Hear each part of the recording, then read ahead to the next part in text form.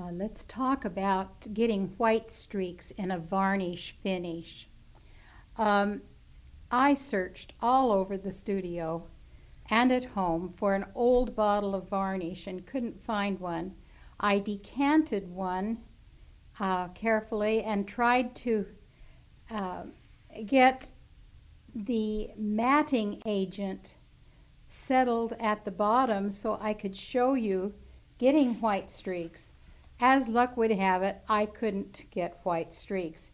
I prepared this black background because that's most often where you will get white streaks, and took the bottom of the bottle and tried to give you a sample of white streaks, and I have a tiny bit, but not enough to really be visible.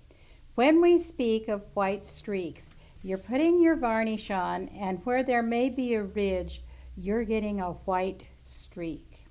The white streak is coming from the matting agent that's in the varnish.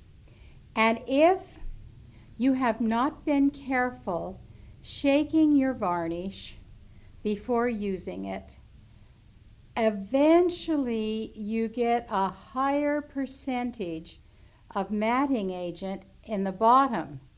And sometimes that becomes very firm. Say you haven't painted for a year, as many of you haven't. And then you go and you get this bottle of varnish. And there's a little, maybe ½ inch even, 3/8 to ½ inch bit of gunk at the bottom. I don't know if I can show you just a little bit in this bottle. I'm not so sure, but what you can see it. It's right there, and it may be a 1/16 of an inch. Right in there, where it's starting. Now this is a bottle of varnish that has the older label, and it's satin. Satin means that there'll be more matting agent in it than gloss. And then there's a matte that has a lot of matting agent in it. Well, anyway, let's say you varnish with it, and you've got some white streaks, and you're starting to panic because this is the Mona Lisa and you've just wrecked it. No, you haven't wrecked it. What you need to do is get a new bottle of varnish, and open it. After you have, some people like to rotate it like this. I shake it. I shake it. And I shake it, and I shake it until when I view the end of the bottle here, I see absolutely no matting agent. And then I pour out some of the fresh varnish. Now remember, we're doing this to get rid of the white streaks. Then I pour out a little of the fresh varnish into a container.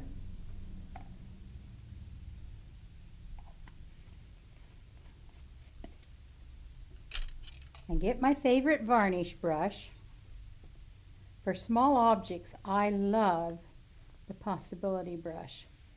And I brush on a fresh coat of varnish from a new bottle. Now, this new varnish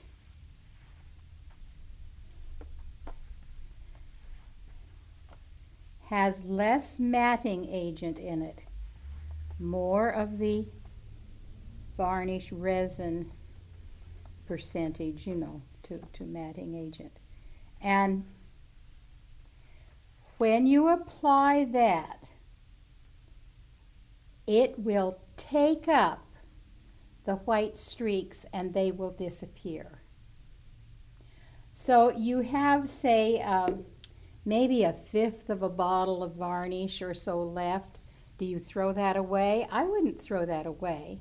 I would get a bottle of gloss, a small bottle of gloss varnish. And I would put it into that varnish, rotate it, mix it up very, very, very, very, very good, and the varnish is ready to use.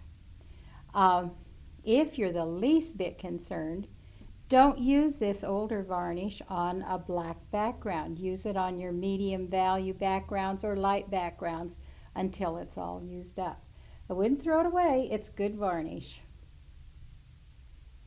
Now, once this happens to you, then you will feel more comfortable if it happens to you again, because you will know how to eliminate the problem.